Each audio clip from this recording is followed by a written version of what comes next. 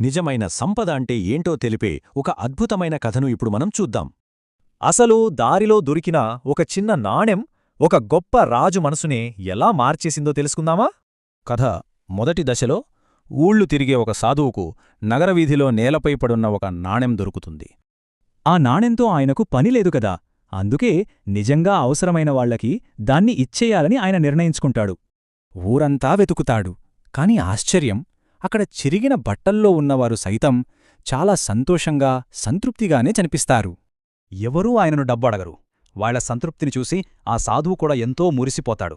మరుసటి రోజు ఉదయం కథ రెండవ దశకు చేరుకుంటుంది. ఆ దేశపు రాజు తన సైన్యంతో దండయాత్రకు బయల్దేరుతాడు. దారిలో సాధువును చూసి సైన్యాన్ని ఆపి రథం దిగి మరీ ఆ రాజు ఎంతో భక్తితో నమస్కరిస్తాడు. నా రాజ్యాన్నింకా విస్తరించాలి, ఈ దండయాత్రలో నాకు విజయం వరించేలా ఆశీర్వదించండి అని కోరుతాడు. అప్పుడు సాధువు ఏమీ మాట్లాడకుండా నిన్న తనకు దొరికిన ఆ ఒక్క నాణ్యాన్ని తీసి రాజు చేతిలో పెడతాడు.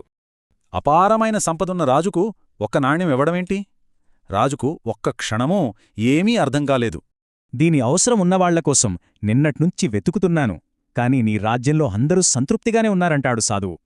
ఏమీ లేని ప్రజలు ప్రశాంతంగా ఉంటే ఇంత శక్తివంతమైన రాజు మాత్రం ఇంకా కావాలనే అసంతృప్తితో రగిలిపోతున్నాడు. ఉన్నదానితో సంతృప్తి పడకుండా ఇంకా కావాలని ఆరాటపడుతున్నది నువ్వొక్కడివే, అందుకే ఇది నీకే అవసరం అని సాధువు చెప్తాడు. ఇక కథలో ఆఖరి దశ. ఆ మాటల వెనుక ఉన్న లోతైన సత్యాన్ని రాజు వెంటనే గ్రహిస్తాడు.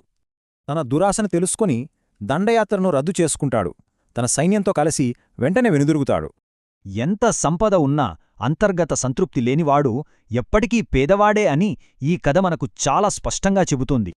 లేని దానికోసం నిరంతరం ఆరాటపడటం వల్ల ప్రస్తుతం మనకున్నదాన్ని ఆస్వాదించే సంతోషాన్ని దూరం చేసుకుంటాం. ఒక్కసారి ఆలోచించండి, లేని దానికోసం ఎప్పుడూ ఆరాటపడుతూ ఉంటే ఇప్పటికే మనకున్న ఆనందాన్ని పూర్తిగా కోల్పోయినట్టే కదా.